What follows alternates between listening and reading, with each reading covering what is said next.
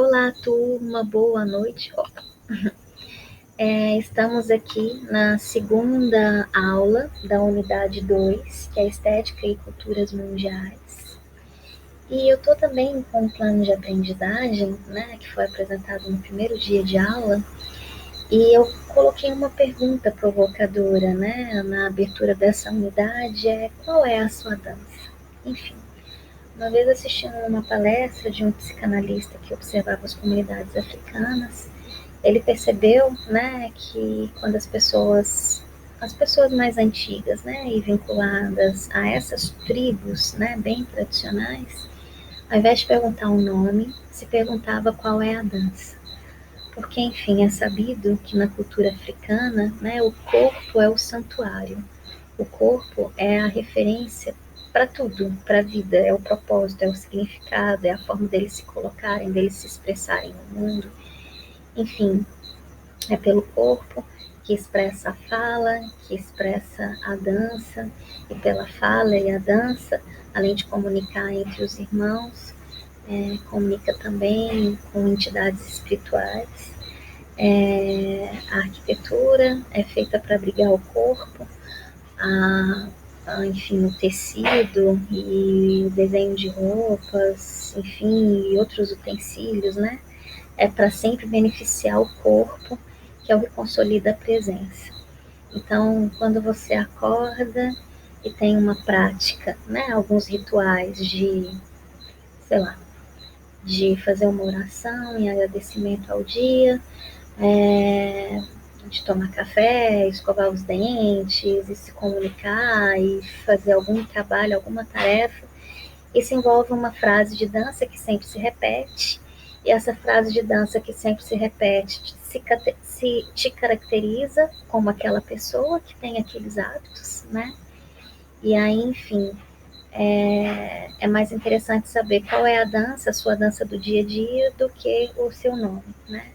A questão do nome é uma cultura bem eurocêntrica, né, que traz para a gente essa referência, que também é um presente pelo sobrenome, reconhecer quem são as famílias, né? E os negros nascidos no Brasil, os crioulos, que enfim, que precisavam também entrar nesse esquema de reconhecimento familiar, para eles foram criados sobrenomes, né? Dos Santos, Silva, Souza, né? Que são sobrenomes que caracterizam esse grupo em específico e os identifica. Bom, para essa aula, a gente ficou reservado, né, discutir imagens e, a partir dessas imagens, tentar entender o dispositivo cultural que traz unicidade a toda forma de produção daquele espaço-tempo, né? Uma tentativa de reconstruir a moral da época, os estilos de vida, para entender também quais são os dispositivos artísticos que, enfim, identifica, né, esse lugar. Bom, e aí a gente vai analisar criticamente imagens e formas geométricas que são expressas, no nosso caso em específico, na arquitetura ibérica. E eu vou focar ainda um pouquinho mais na arquitetura de Portugal, fazendo um relato de viagem, uma viagem que eu fiz há 10 anos atrás, e eu recuperei essas imagens, né, para, enfim, conversar um pouquinho sobre a estética da arquitetura portuguesa. Bom, então os tópicos da nossa aula é o roteiro de viagem, eu vou apresentar um pouquinho a formação histórica de Portugal, os precedentes arquitetônicos, a paisagem urbana de Portugal e trazer uma conclusão sobre esse tema. Logo quando a gente chega em Lisboa, né, é interessante procurar um ponto alto da cidade e observar a formação de estilos, né, a sedimentação de estilos na paisagem urbana. Enfim, no alto do morro, o castelo, né, e que retrata uma arquitetura românica, é a arquitetura mais antiga, né, nesse contexto que eu estou trazendo para vocês. E a partir do momento, né, que a gente desce o morro, é perceptível, né, uma construção mais eclética, uma mistura, né, de rococó e barroco, mas é como se tivesse linhas de tempo, né, românica, renascimento, rococó, E aqui, né, é perceptível, né, um frontão barroco, que é que está na escala do tempo, né, uma construção mais moderna em relação a essa e essa. E aí, quando atravessa a ponte, né, a arquitetura contemporânea, a arquitetura mais recente de Portugal, que caracteriza uma paisagem completamente diferente dessa. Bom, a formação histórica. Os primeiros ocupantes conhecidos de Portugal foram os iberos, povo que teria vindo do norte da África durante o Neolítico, depois foi invadida pelos celtas, romanos, árabes, até a reconquista cristã e formação de um Estado nacional. Essa imagem aqui no canto, que eu vou ampliar para vocês, né, um pouquinho, é de uma praça em Évora, né? Eu tenho aqui um registro desse lugar, que eu vou ler rapidamente para vocês. Em Évora, conservam-se os restos de um templo monumental, a que a tradição, aliás, sem fundamento, atribui a invocação de Diana. De ordem coríntia, vocês vão aprender ainda, né, na arquitetura grega com o cristiano, é esse detalhe que é feito, né, no final da coluna. Conserva um sólido pódio. O pódio é essa base retangular, né, que seria um pátio, e 14 colunas de granito com soberbos capitéis de mármore rosado. Feliz associação que, conforme fez notar o professor Reinaldo dos Santos, se irá encontrar na região muitos séculos depois. Parte da arquitrave, que é esse elemento aqui estrutural, né, que trava as 14 colunas, ainda se acha no seu lugar, e no Museu Regional de Évora guardam-se fragmentos de um friso de granito e com respectivas métopas, onde figuram bucrânios e rosetas separados por tríglifos, e muito provavelmente pertenceram ao templo romano da capital do Alto Alentejo. Bom, essa nomenclatura específica e diferenciada, vocês vão aprofundar, né, em Teoria e História da Arquitetura 1, com o professor Cristiano. Aqui eu só li um recorte, né, de um texto que é trazer referência aqui para vocês. Arquitetura e as Artes de Portugal, de Florido Vasconcelos, né? Aqui eu achei interessante porque ele cita essa ruína celta, né? Que grega, mas da etnia dos celtas e fenícios, que ainda permanece, né, no contexto arquitetônico de e aí Portugal, porque aí não é Lisboa, é Évora. Bom, a arquitetura portuguesa é marcada pela influência de vários povos que se instalaram no atual território português a partir do século III, como os suevos e os romanos. Estes últimos foram responsáveis pela construção de grandes obras de infraestrutura que impactaram no desenvolvimento do país, como pontes, estradas e arquedutos. Devido à invasão de muçulmanos a partir do século VIII, o país começou a receber a influência muçulmana na arquitetura com a construção de mesquitas e palácios. Os materiais mais utilizados eram taipa e, algumas vezes, alvenaria de pedra. Bom, aqui, né, uma imagem mais aproximada, e o que é muito interessante, né, de perceber na arquitetura de Portugal é sempre uma linha do tempo, né? Então, aqui uma ruína grega que dialoga com o frontão de uma igreja barroca. Uma diferença aí de escala temporal, enfim, isso aqui foi em algum ano antes de Cristo, e aqui a arquitetura barroca ela já começa a aparecer lá 1500 a 1800, né? Eu não sei qual é a data desse frontão em específico. Bom, essa outra imagem de Lisboa, que é bem interessante, assim, né? Que quando a gente anda pelas ruas da capital de Portugal, você se reconhece no Rio de Janeiro, se reconhece em Ouro Preto, se reconhece no Pelourinho, né?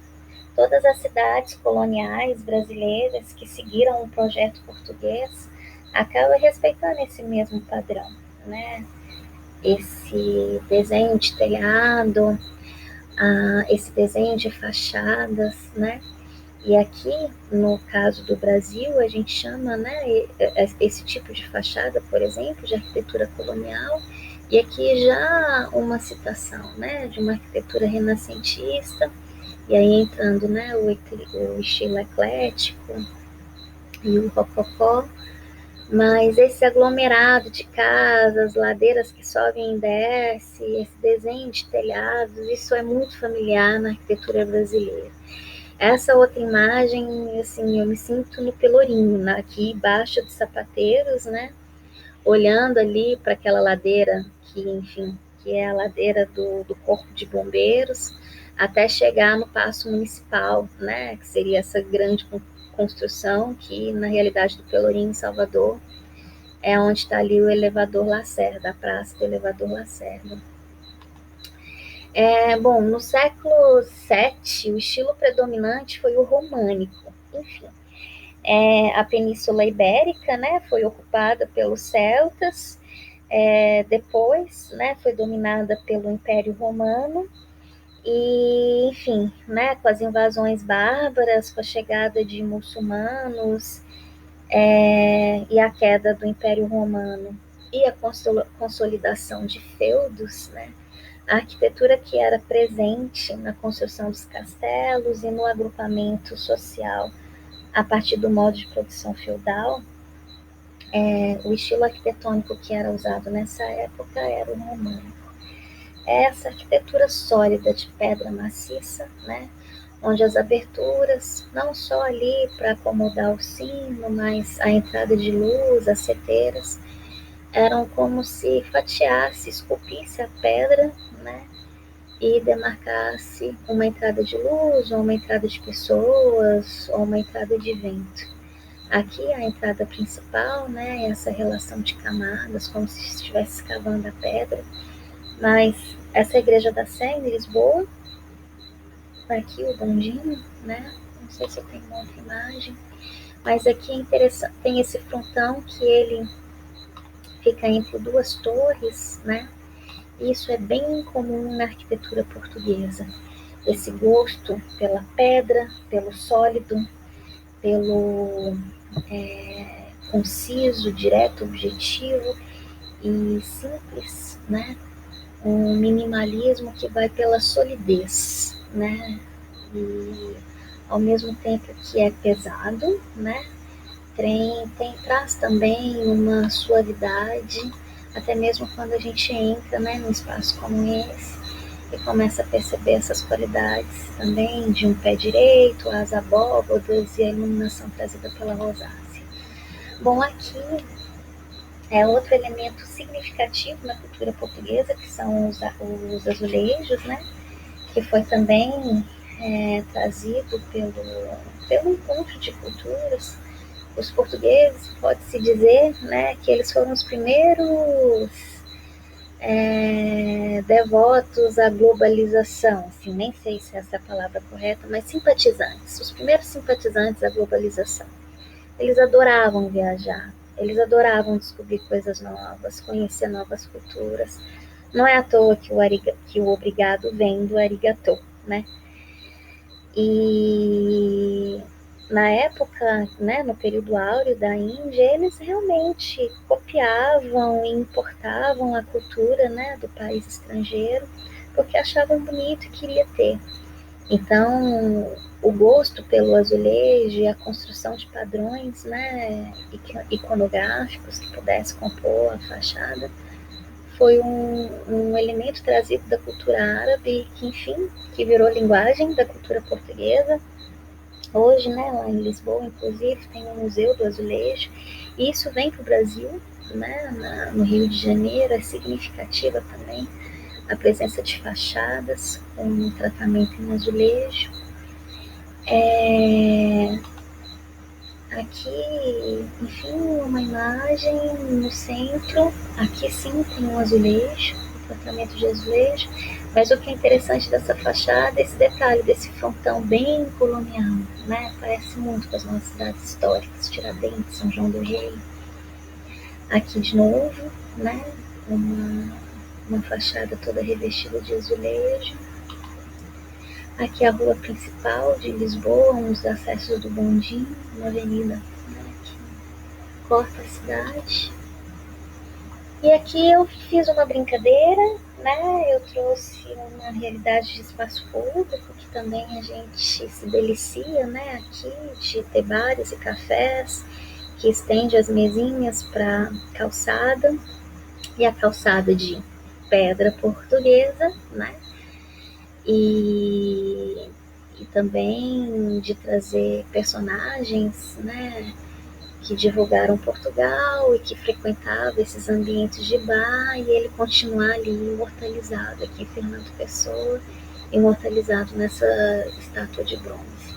Aqui é a fachada desse museu, que eu trago uma foto interna, que, enfim, que é um museu de arte moderna, de arte contemporânea, e feito, né, de linhas, é um traço minimalista, moderno, e que traz também a solidez da pedra, um acabamento, é outra arquitetura, né, ela traz elementos do movimento da arquitetura moderna, mas o tratamento, o acabamento, a estética final remonta, né, o gosto românico da pedra e da solidez, que acaba sendo características, né, um padrão que se repete por lá. Aqui é a entrada de Évora, né, essa muralha que circunda toda a cidade. A gente passa por esse corredor, né, para chegar na cidade. E aqui são alguns detalhes que eu vou apresentar para vocês da igreja da Sé, né, em Évora. Ela já está no final do românico e cita alguns elementos, né, da arquitetura gótica. Esse já desenho de um arco ogival, não o ogival da igreja gótica parisiense, né, que foi a precursora desse estilo, não nos moldes, mas já uma citação, e ainda o desenho das abóbodas, né.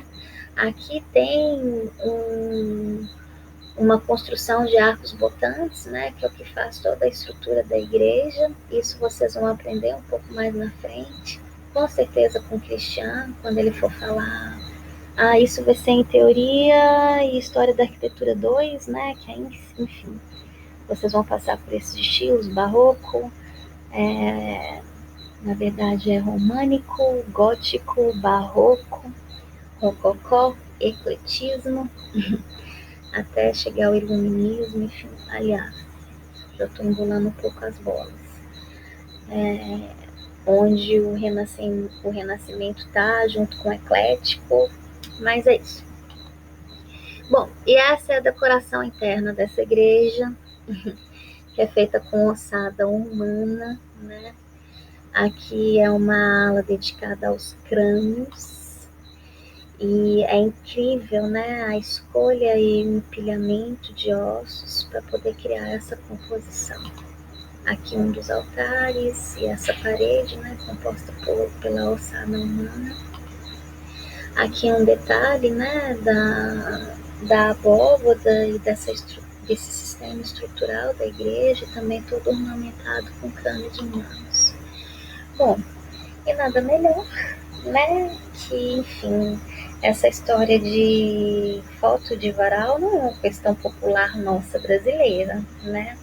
Nossos irmãos europeus têm um hábito não muito longe do que, enfim, do que parece ser popular, do que parece ser brega, né? Expor a roupa, colocar para secar, isso, enfim, eu tirei essa foto em frente a um dos principais cartões postais de Évora, que é essa igreja, essa catedral de ossos humanos, e tá aí.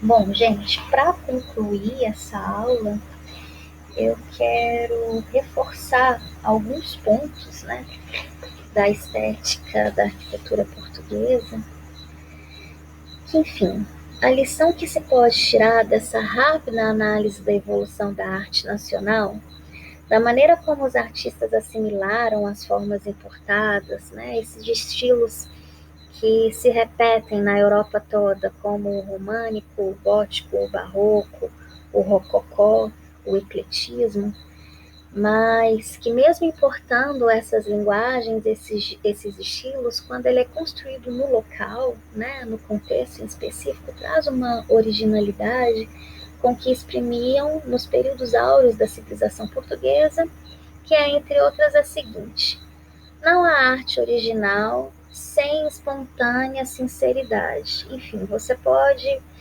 ter sido formado numa escola barroca, né? E aprender todos os instrumentos, as técnicas, as metodologias de uma construção que prevalece, que é o barroco, mas na hora de você fazer, na hora do autor fazer, ele vai resgatar, né, memórias pessoais, memórias familiares, e vai trazer uma assinatura, uma sinceridade e uma originalidade para aquele barroco que existe no mundo inteiro, mas que quando é feito em Portugal, que quando é feito em Ouro Preto, por exemplo, já é uma outra qualidade, enfim, que é nesse lugar, não há arte original sem espontânea sinceridade, esse lugar da sinceridade que eu estou falando. É essa espontaneidade que melhor garante a expressão da época e da sensibilidade da raça. A imitação, transmigração de um sentimento estranho para si próprio, que se insere na arte do outro país ou na própria arte nacional, essa imitação conduz ao pastiche. Tradição supõe revivescência ou ressurgimento de uma constante que tem um caráter de continuidade, não de um estilo, que tem regras à vida efêmera de uma época ou de um gosto. Não é possível imitar a arte manuelina evocativa do mar em estações de caminho de ferro. A arte manuelina, né, Dom Manuel foi um dos gestores, né, de Portugal na época do Brasil colônia, né, em Portugal rico, né, por conta das riquezas que eram extraídas daqui do Brasil. Ele teve a oportunidade, né, de construir elementos significativos da arquitetura gótica que, na verdade, trouxe uma... Como, enfim, Portugal estava vivendo... O gótico vem da França, de Paris. E Portugal, ali, né, na beirada do Atlântico, vivenciando as navegações, vivenciando o processo de colonização. Para eles era um significativo pegar a moda francesa, o estilo gótico, e trazer elementos daquilo que eles estavam vivenciando. Trazer no gótico, incorporar a fauna marinha, por exemplo, incorporar símbolos e elementos típicos, né, da natureza marinha, e também introduzir, né, conhecimentos da engenharia naval, que era extremamente sofisticado na cultura portuguesa, e que aí fez, né, uma arte manuelina bem específica em territórios portugueses, diferente, né, de qualquer outro lugar, que é o que traz essa frase. A obra de arte, quando é profundamente concebida, tem múltiplas significações. Exprime primeiro, e antes de mais nada, uma emoção universal, um conceito de beleza susceptível de ser compreendido fora do âmbito restrito de uma nação. A arte não pode ser estritamente nacionalista. Em segundo lugar, se é sincera, exprime, mesmo sem o querer, a sua época, porque reflete a corrente da civilização e a cultura que a gerou. Em terceiro lugar, exprime a personalidade do artista e a sua visão da natureza e das formas, o seu conceito de proporções, luz e cor. Enfim, gerada no subconsciente da sua sensibilidade, da sua emoção, mesmo sem determinação intencional, o artista exprime a sua grey, a sensibilidade secular de sua raça. O português não sente as belezas requintadas da linha como um grego, um florentino ou um francês. Por isso é escultor, mas sente a estática, a força expressiva das proporções musculares robustos e dos arcos redondos, e sabe valorizar as formas decorativas, concentrando-as em volume na vastidão das superfícies nuas. Essa robustez das formas, concentração da decoração mais naturalista que simbólica, esse sentimento pictorial da cor e do claro e do escuro, essa visão dos elementos orgânicos em profundidade, haviam de construir constância na variedade evolutiva dos estilos. São esses elementos que exprimem a personalidade plástica de Portugal e são um dos fundos da sua personalidade histórica. Personalidade tão forte, com tal densidade de sentimento, que não envolve influência peninsular ou francesa, italiana ou muçulmana, que perturbasse a índole do seu sentido plástico, ou seja, o fundo da sua sensibilidade. Como poeta, amarramos a nossa barca a uma estrela, e essa estrela que nos guiou foi a constante da sensibilidade portuguesa, tal como se revela dia a dia, século a século, na vida cultural e na vida afetiva, nas expressões supremas da religião e da arte. Bom, gente, é isso. Por aqui eu encerro essa atividade. E, bom, daí que a gente tira as dúvidas dessa aula depois do nosso encontro, né? Sempre no horário das nossas aulas, na nossa sala de bate-papo do Zoom. Um grande abraço a todos e até já.